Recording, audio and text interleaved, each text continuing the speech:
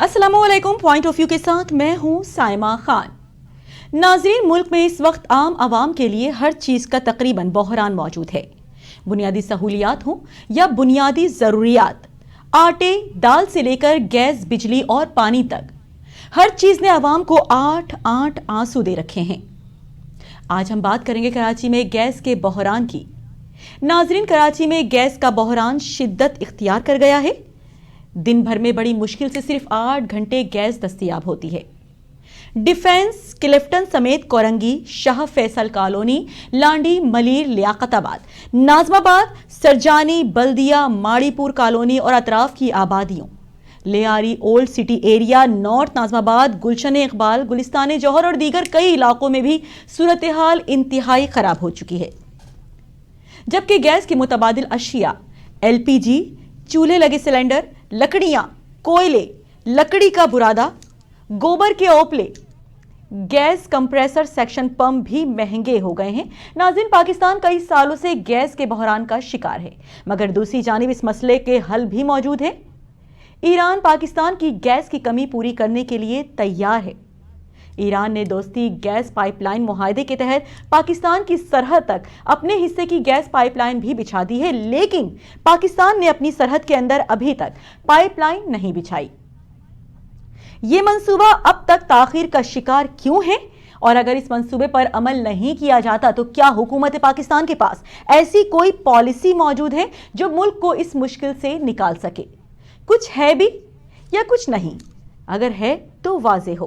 इन्हीं तमाम तर मामलात पर बात करने के लिए इस वक्त हमें टेलीफोन कॉल पर ज्वाइन किया है MPA और इंफॉर्मेशन सेक्रेटरी सिंध शहजाद कुरैशी साहब ने। बहुत शुक्रिया सर, फैज़ टीवी से बात करने के लिए। बात हो रही है कराची में गैस बहरान के हवाले से, क्या कहेंगे आप?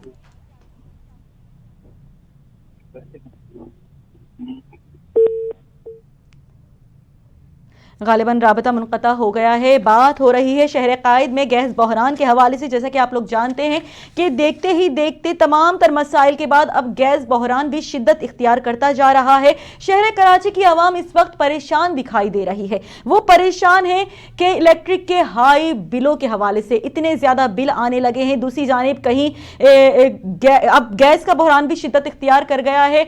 लोगों के यहाँ गैस मौजूद ही नहीं होती है, लोग परेशान दिखाई देते हैं। अगर गैस भी जाती है तो प्रेशर इतना कम होता है कि रोटियां बन ही नहीं पाती हैं। अब तो औरतें भी सड़कों पर निकल आई हैं। मर्द बेचारे बाहर तंदूर की लाइनें लगाने पर मजबूर हो गए हैं।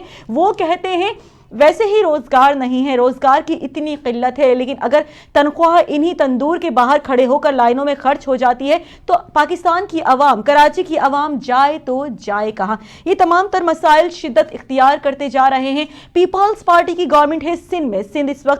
सिंध में पीपल्स पार्टी की गवर्नमेंट होने के बावजूद वो लोग कुछ नहीं कर रहे हैं। क्या इसके लिए कोई हल तलाश किया जा रहा है कि इन मसाइल का हल देखा जा सके? हुकूमत पाकिस्तान के पास इस मंसूबे को, इस मसाइल से हल के लिए कोई मंसूबा मौजूद है या नहीं, कुछ कहा नहीं जा सकता।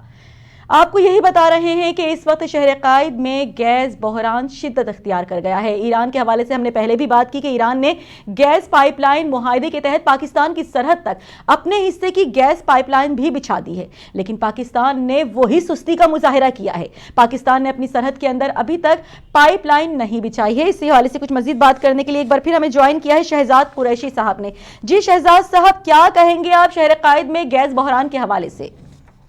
देखिए, इस वक्त जो सूरत हाल है वो बहुत बुरी है, और हर साल की निस्बत अगर आप इस साल देखें तो आपको पूरे DHA के अंदर या DHA के जो इर्द गिर्द के एरियाज हैं, क्लिफ्टन है, कोरंगी है, जिसको ये लोग टेल एंड कहते हैं, और स्पेशली हमारा जो सेंटर कराची है, भादराबाद, तारिक रोड, गुलशन इकबाल, वहाँ शदीद किल्लत है और आवाम मजबूर हो चुके हैं कि सिलेंडर लेके, क्योंकि मैं समझता हूँ कि इस वक्त शहर कराची में क्या कहना चाहिए, सेफ इन्वायरमेंट में आपको सिलेंडर भी नहीं है। सिलेंडर जिसके अवेलेबल हैं आपको पता है।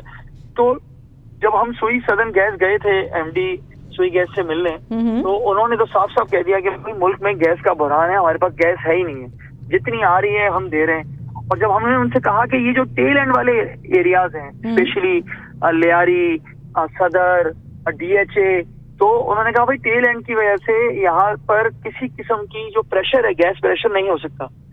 پھر ایک اور شکایت جو ہمارے سامنے ہمیشہ سے آئی ہے وہ یہ ہے کہ لوگ کمپریسر لگا لیتے ہیں, ایک ایسا اکوپمنٹ لگا لیتے ہیں جس کی وجہ سے گیس کا پریشر بڑھانے کی کوشش کی جاتی ہے. صحیح.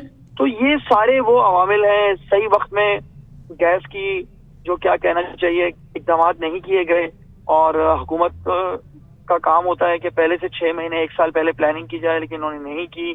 اور جو ہمارے پاس قدرتی گیس آ رہی تھی اس کی بھی کمی ہوتی جا رہی ہے, فیوچر کی کوئی پلاننگ نہیں ہے.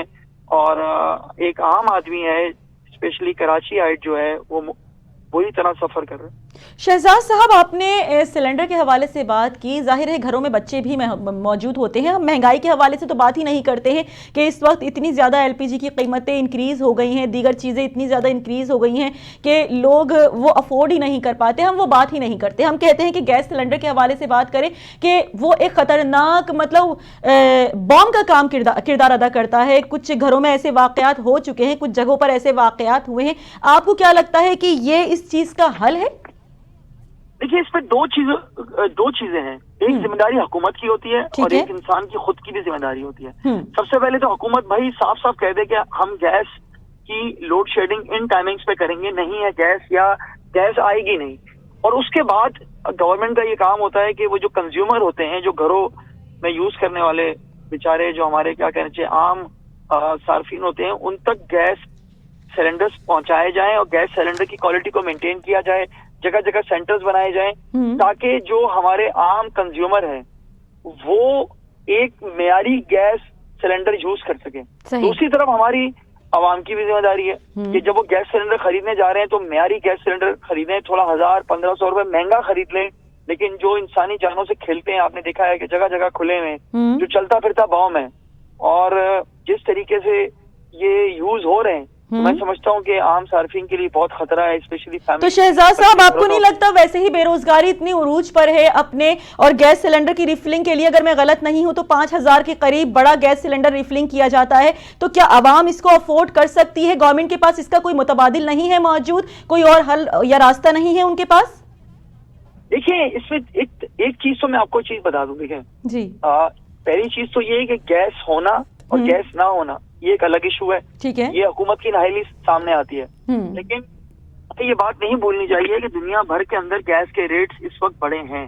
اور اگر ہم نے گیس دینی ہے تو obviously ایسا تو نہیں ہو سکتا کہ حکومت 2 روپے کی لے اور صارفین کو آگے 50 پیسے کی دے رہی ہو. تو ریٹ میں یہ سمجھتا ہوں کہ اس وقت ملک کے اندر ابھی بھی اوور آل گیس بہت سستی ہے.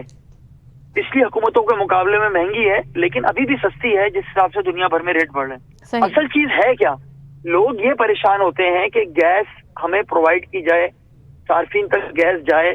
تو میں یہ سمجھتا ہوں کہ 3 وجوہات ہیں. ایک تو صحیح ٹائم پہ گیس کے معاہدے نہیں کیے گئے. دوسری چیز یہ کہ گیس کی لیکیج بہت ہے, لائنز بہت ڈیمیج ہیں, لائنز پرانی ہو چکی ہیں, اس پہ کوئی توجہ نہیں دی جا رہی. تیسرا یہ کہ گیس کی چوری بھی بہت ہو رہی ہے, اور یہ حکومت وقت کی ذمہ داری ہے, سوئی سدن گیس کی ذمہ داری ہے کہ ایسے عناصر کو گرفتار کریں جو گیس چوری کر رہے ہیں. شہزاد صاحب, آپ نے کہا کہ گیس کے پرائز بہت ہائی ہو چکے ہیں. جب حکومت عوام کے اوپر الیکٹریسٹی کے بلوں میں انکریز کی جاتی ہیں چیزیں, تو اس وقت حکومت نہیں سوچتی ہے. جب دیگر چیزوں میں ٹیکس لگایا جاتا ہے تب حکومت نہیں سوچتی ہے. لیکن گیس پریشر میں کمی ہے, بہت سے گھروں میں, بہت سے علاقوں میں گیس موجود ہی نہیں ہے. وہاں اگر تھوڑے بہت پرائز انکریز کر بھی دیے جاتے ہیں تو وہاں پہ حکومت اتنا کیوں سوچ رہی ہے؟ عوام بالکل پریشان ہو چکے ہیں, گھروں کے چولہے ٹھنڈے ہو گئے ہیں, لیکن حکومت کس بات کا انتظار کر رہی ہے اس ٹائم؟ دیکھیں, میں نے آپ سے کہا نا 3 چیزیں ہیں. سب سے بڑی چیز یہ ہے کہ گیس کی کمی ہے. دوسری چیز ہے صحیح معنوں میں انہوں نے معاہدے نہیں کیے جو میں نے ذکر کیا. اور یہ جو ایک اور چیز ہے لیکیج اور چوری.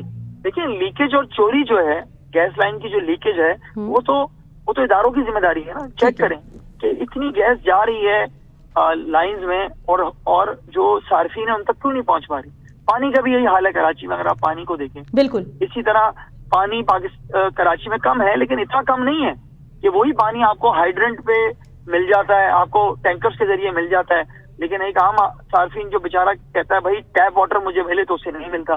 وہی پانی آپ 16,000 12,000 8,000 کا ٹینکر خریدے تو مل جاتا ہے, وہی پانی لائن کے تھرو نہیں ملتا.